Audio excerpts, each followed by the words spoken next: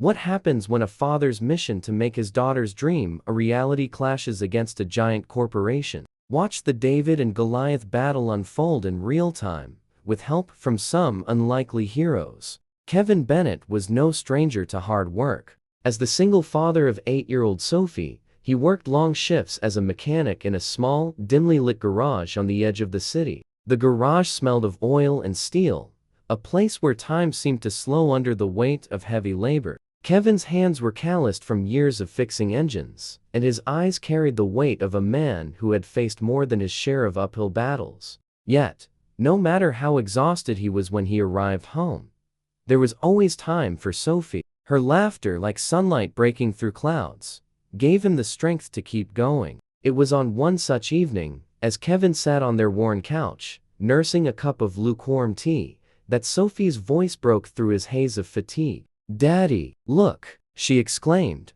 waving a piece of paper with both hands. Kevin leaned forward, setting his cup on the chipped coffee table. Sophie's drawing was vibrant and hopeful, depicting a playground with brightly colored slides, swings that seemed to reach the sky, and a small fountain in the center. "What's this, sweetheart?" Kevin asked, smiling as he took the paper. "It's a park. If we had one close by, we could play there every day." Sophie's eyes sparkled with excitement. Kevin's heart ached as he took the drawing in his hands. Their neighborhood was nothing like the idyllic scene Sophie had drawn. Cracked sidewalks lined the streets, and abandoned buildings loomed like forgotten shadows of better times. The nearest park was miles away, its rusted equipment barely safe to use. "That's a great dream, sweetie," Kevin said softly, his voice warm but tinged with sadness. He kissed the top of her head and set the drawing on the table. Maybe someday, after he put Sophie to bed that night, Kevin found himself staring at the drawing, her hopeful vision pulling at something deep within him. Sophie's wish wasn't just about a playground. It was about something he'd never had, a chance to run free and grow up in a safe place full of joy. The playground wasn't just her dream, it became his purpose. A week later, Kevin stood in an abandoned lot just a few blocks from their apartment. It was an eyesore, a tangle of weeds and debris, a dumping ground for broken furniture from apartment blocks. Surrounding it and shattered bottles left behind by teenagers and drunks. To the casual observer, it was a hopeless place. But Kevin wasn't casual. He saw beyond the mess, imagining a swing set where old tires lay, and a sandbox where weeds sprouted. "Are we really doing this, Daddy?" Sophie asked, her small hand clutching the edge of his jacket. She looked at him with a mix of excitement and disbelief. Kevin placed a firm hand on her shoulder, his grip steady and reassuring. "We are," he said, his voice steady. One step at a time. The project was grueling. Kevin spent his mornings at the garage and his afternoons hauling debris from the lot. The work was slow and relentless, each piece of trash feeling like a battle won. Sophie became his cheerleader and occasional helper, her laughter a balm for his tired muscles. She painted signs that read "Future Playground" in bright, bold letters and planted small flowers along the edges of the lot. As days turned to weeks, Kevin's solitary efforts began to draw attention. Neighbors would stop and watch as he worked, curiosity flickering in their eyes. Some would mutter words of encouragement, while others voiced their doubts. "What are you doing here?" an older man asked one afternoon, leaning on his cane. His voice carried the skepticism of someone who had seen too many dreams wither before they could bloom. Kevin wiped the sweat from his brow and leaned on his shovel. "Building a playground." The man raised an eyebrow. "A playground? Do you know how much that'll cost?" "I'll do most of the work myself," Kevin replied. "I'm not asking for money, just a little help."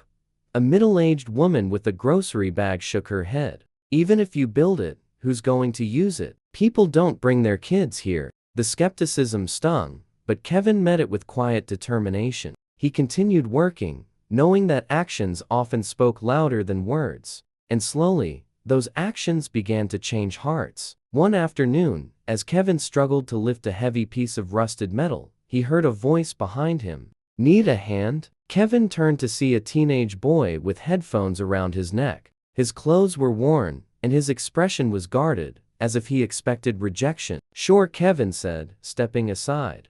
"What's your name?" "Marcus," the boy replied. Together, they hefted the metal into a dumpster. From that day on, Marcus became a regular helper, his quiet strength and steady presence a welcome addition. Over time, he opened up to Kevin, sharing bits of his life.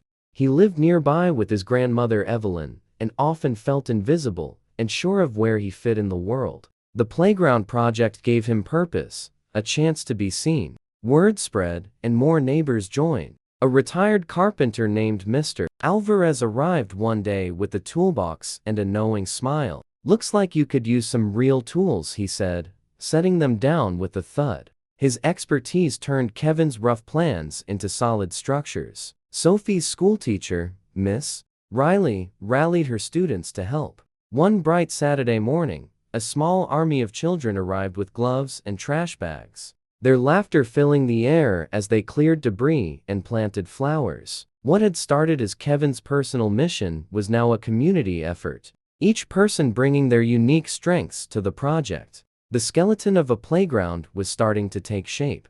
Maria Lopez watched from the window of her modest apartment as Kevin worked tirelessly in the abandoned lot across the street. A single mother to her 10-year-old daughter Anne, Maria had grown up in a neighborhood much like this one, a place where dreams often faded under the weight of reality. But she had fought to create a better life for Anna, working her way through law school, and now working for a big property firm in the city. Maria's determination had carried her through a divorce from a controlling husband, leaving her with scars she worked hard to hide. Starting over in a neighborhood like this hadn't been easy, but seeing Kevin's determination day after day renewed her hope that there were still good people out there. Even she had to admit, though, sometimes it was the sweat pouring off his brow and down his muscular arms and torso that drew her attention, not just his good deeds. Anna, shy and reserved, tugged at Maria's sleeve, snapping her out of the daydream. "Mom, what's he doing?" Maria smiled, brushing a curl from Anna's face.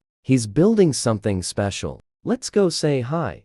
Walking hand in hand across the lot, Maria introduced herself and Anna to Kevin and Sophie. They stood together, watching as Sophie bounced around the lot, showing the much shyer Anna her flowers and drawings. "You're doing something amazing here," Maria said, her voice steady but warm.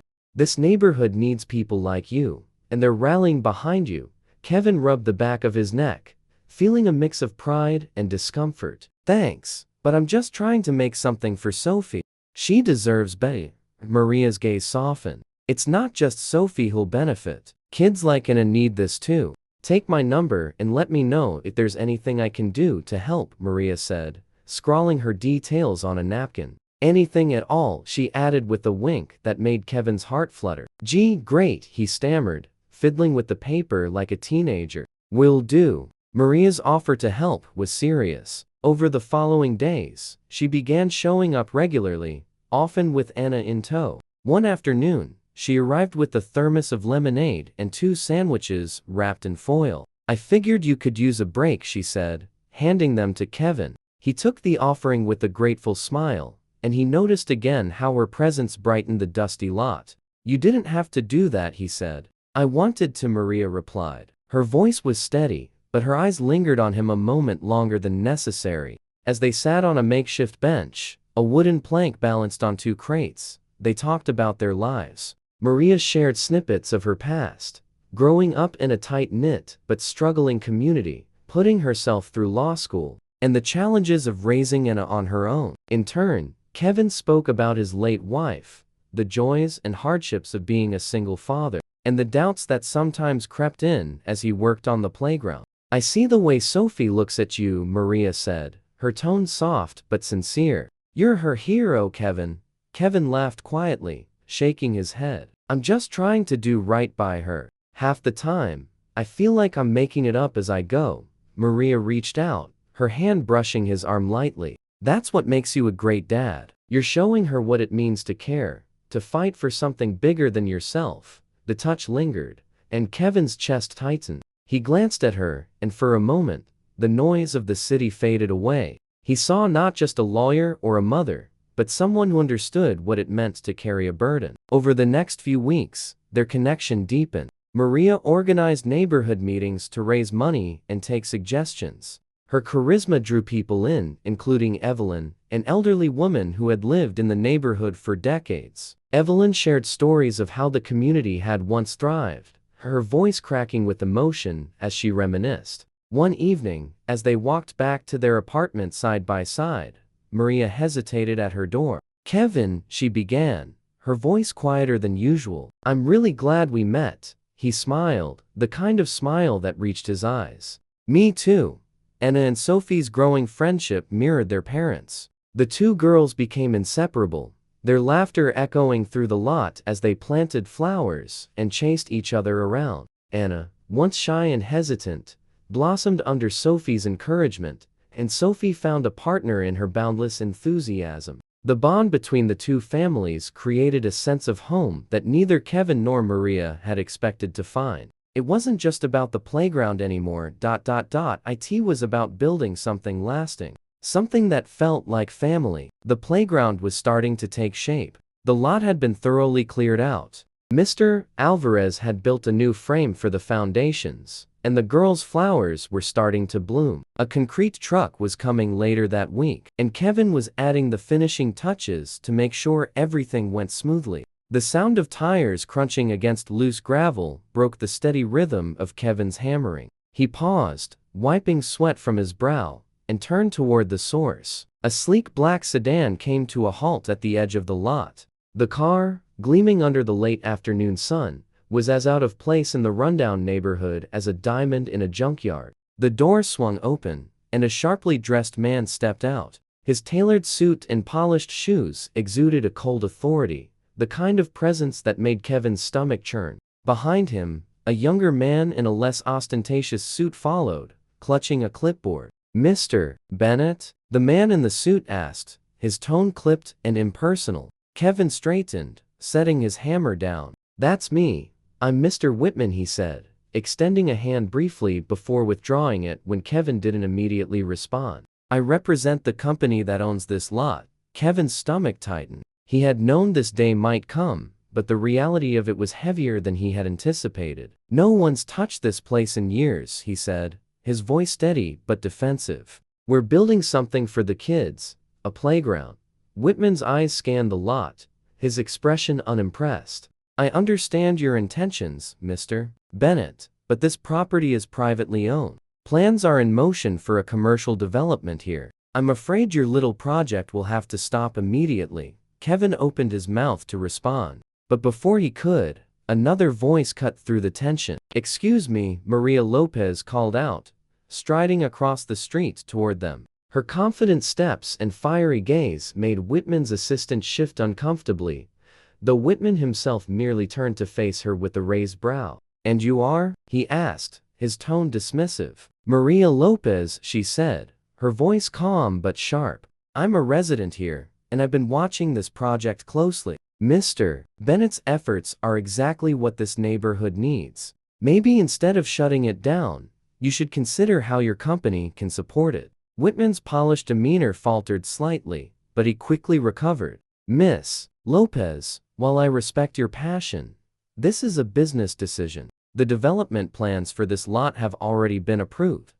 Maria stepped closer, her gaze unwavering. "Then I suggest you revisit those plans. The community deserves a say in what happens to its own space. Mr. Bennett isn't just building a playground, he's rebuilding hope."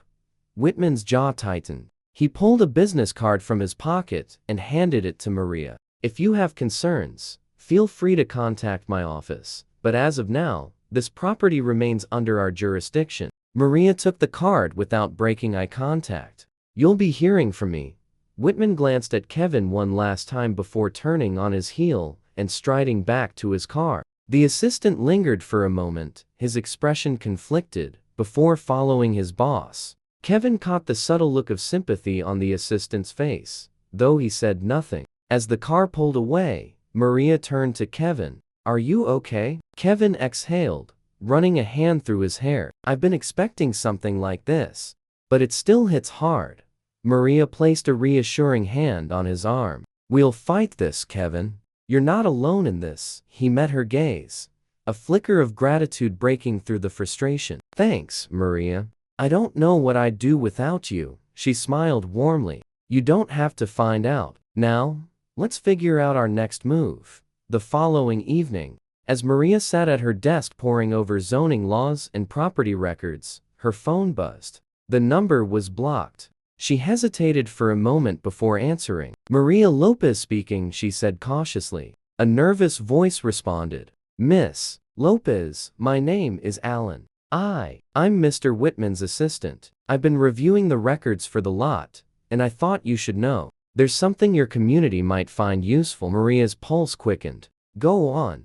Alan's voice dropped to a whisper. "There's an old municipal statute from decades ago. It states that any undeveloped property left abandoned for over 10 years must be made available for public use before it can be commercially developed. Our office never filed the necessary paperwork to bypass the statute. There was a meeting about it last week, and they decided to send Whitman down to scare Mr. Bennett off. But technically, the lot is now community property."